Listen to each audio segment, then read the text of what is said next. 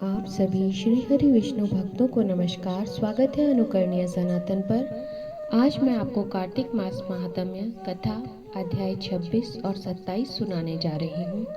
आइए श्रवण करते हैं पावन कथा।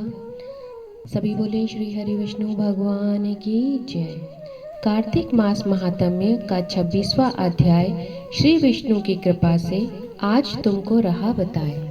नारद जी बोले, इस प्रकार विष्णु पार्षदों के वचन सुनकर धर्मदत्त ने कहा, प्राय सभी मनुष्य भक्तों का कष्ट दूर करने वाले श्री विष्णु जी की यज्ञ, दान, व्रत, तीर्थ सेवन तथा तपस्याओं के द्वारा विधि पूर्वक आराधना करते हैं। उन समस्त साधनों में ऐसा कौन सा साधन है जो भगवान श्री हरि विष्णु जी की प्रसन्नता को बढ़ाने वाला तथा उनके सामीप्य की प्राप्ति करने वाला है। दोनों पार्षद अपने पूर्व जन्म की कथा कहने लगे। हे द्विश्रेष्ठ, आपका प्रश्न बड़ा श्रेष्ठ है। आज हम आपको भगवान श्री हरि विष्णु जी को शीघ्र प्रसन्न करने वाला उपाय बताते हैं। हम इतिहास सहित प्राचीन वृतांत सुनाते हैं, सावधानी पूर्वक सुनिए। ब्राह्मण पहले कांचीपुर में चोल नामक एक चक्रवर्ती राजा हो गए थे। उन्हीं के नाम पर उनके अधीन रहने वाले सभी देश चोल नाम से विख्यात हुए। राजा चोल जब इस भूमंडल का शासन करते थे, उस समय उनके राज्य में कोई भी मनुष्य दरिद्र, दुखी, पाप में मन लगाने वाला अथवा रोगी नहीं था। एक समय की बात है, राजा चोल अनंत शयन नामक तीर्थ में गए, जहाँ जगदीश्वर भगवान श्री हरि विष्णु जी ने योग निद्रा का आश्रय लेकर शयन किया था। वहाँ भगवान श्री हरि विष्णु जी के दिव्य विग्रह की राजा ने विधि पूर्वक पूजा की। दिव्य मणि, मुक्ताफल तथा सुवर्ण के बने हुए सुंदर पुष्पों से पूजन करके साष्टांग प्रणाम किया। प्रणाम करके जो ही बैठे, उसी समय उनकी दृष्टि भगवान के पास आते हुए एक ब्राह्मण पर पड़ी, जो उन्हीं की कांची नगरी के निवासी थे। उनका नाम विष्णुदत्त था। उन्होंने भगवान की पूजा के लिए अपने हाथ में तुलसी दल और जल ले रखा था। निकट आने पर उन ब्राह्मण ने श्री विष्णु सूक्त का पाठ करते हुए देवादिदेव भगवान को स्नान कराया और तुलसी की मंजरी तथा पत्तों से उनकी विधिवत पूजा की। राजा चोल ने जो पहले रत्नों से भगवान की पूजा की थी, वह सब तुलसी पूजा से ढक गया। यह देखकर राजा कुपित होकर बोले, विष्णुदास, मैंने मणियों तथा सुवर्ण से भगवान की जो पूजा की थी, वह कितनी शोभा पा रही थी। तुमने तुलसी दल चढ़ाकर उसे ढक दिया। बताओ ऐसा क्यों किया?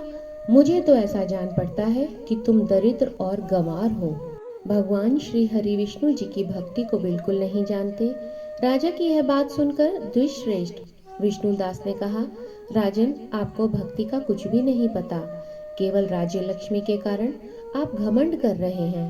बतलाइए तो, आज से पहले आपने कितने वैष्णव व्रतों का पालन किया है? तब नृपश्रेष्ठ चोल ने हंसते हुए कहा, तुम तो दरिद्र और निर्धन हो। तुम्हारी भगवान श्री हरि विष्णु में भक्ति ही कितनी है।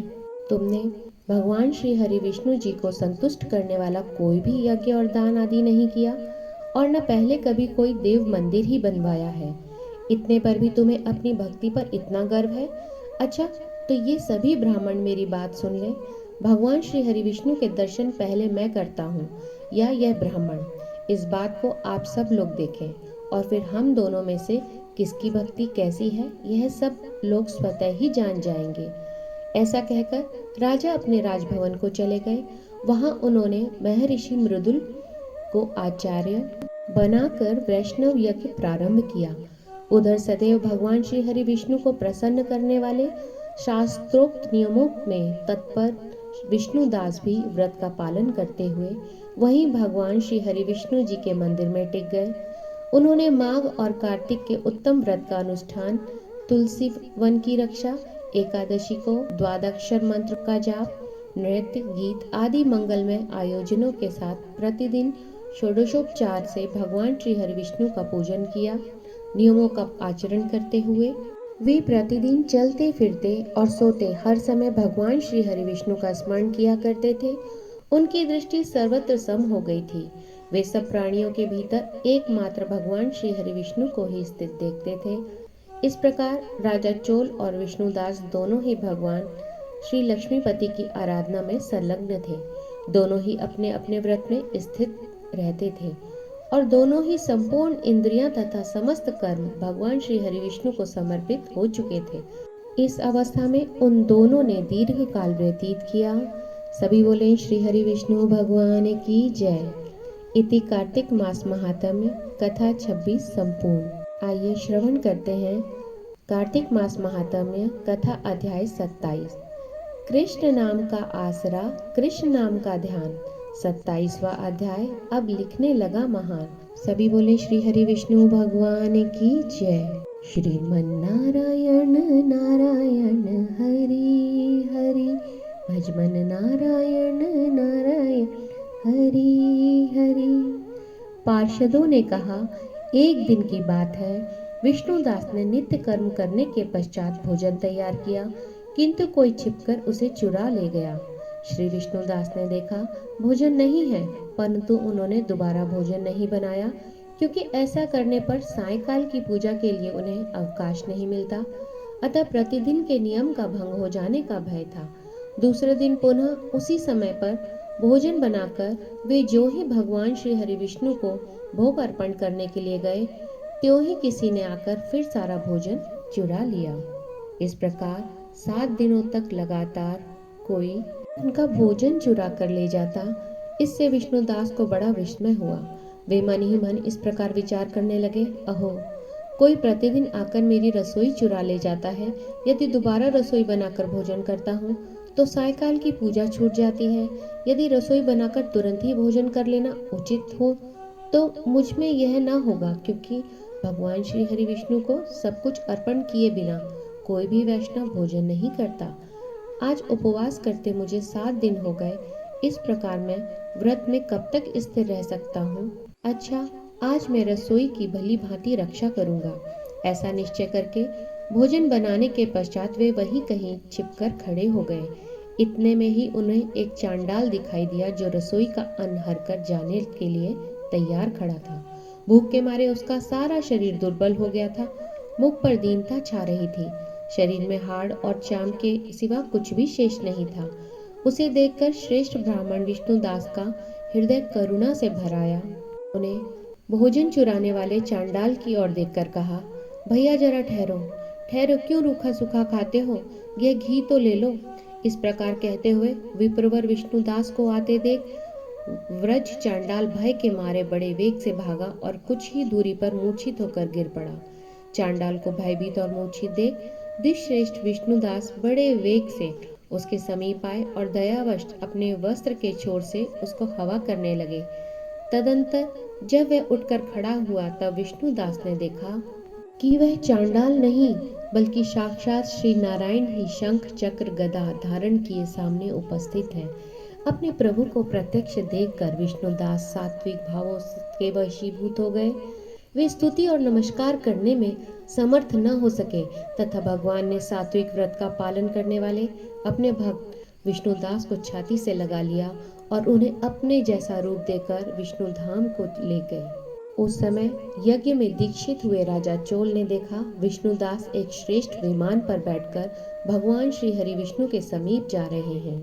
विष्णुदास को वैकुंठ धाम में जाते देख राजा ने शीघ्र ही अपने गुरु महर्षि मृदुल को बुलाया और इस प्रकार कहना आरंभ किया, जिसके साथ स्पर्धा करके मैंने इस यज्ञ दान आदि कर्म का अनुष्ठान किया है, वह ब्राह्मण आज भगवान श्री हरि विष्णु का रूप धारण करके मुझसे पहले ही वैकुंठ धाम को जा रहा है।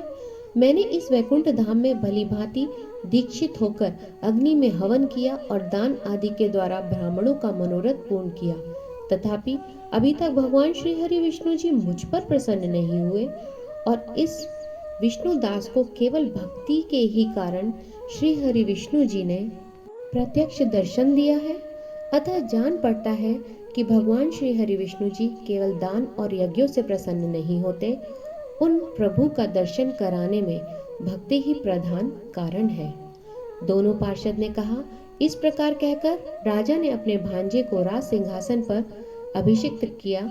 वे बचपन से ही यज्ञ की दीक्षा लेकर उसी में संलग्न रहते थे, इसलिए उन्हें कोई पुत्र नहीं हुआ था।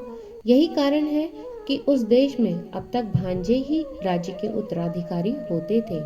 भांजे को राज्य देकर राजा यज्ञशाला में गए और यज्ञ कुंड के सामने खड़े होकर भगवान श्री हरि विष्णु जी को संबोधित करते हुए 3 बार उच्च स्वर में बोले, भगवान श्री हरि विष्णु जी, आप मुझे मन, वाणी, शरीर और क्रिया द्वारा होने वाली अविचल भक्ति प्रदान कीजिए।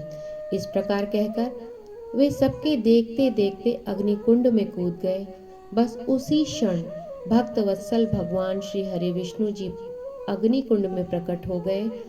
उन्होंने राजा को छाती से लगाकर एक श्रेष्ठ विमान में बैठाया और उन्हें अपने साथ लेकर वैकुंठ धाम को प्रस्थान किया।